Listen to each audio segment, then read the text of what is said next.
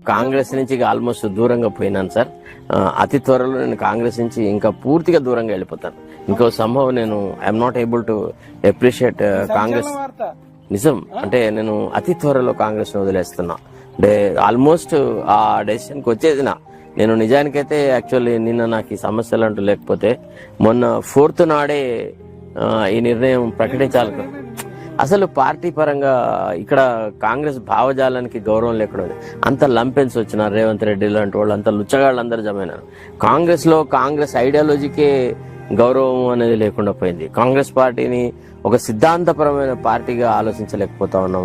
తర్వాత కార్యకర్తలను నెగ్లెక్ట్ చేయడము, ఈ అన్ని పార్టీల నుంచి తీసుకువచ్చిన ఈ అరాచకవాదులను, ఈ ఫిరాయింపుదారులకు ఎక్కువ ప్రాధాన్యతనివ్వడం, ఇదంతా ఎట్లా తయారైందంటే అంత దుర్మార్గంగా ఉందన్నట.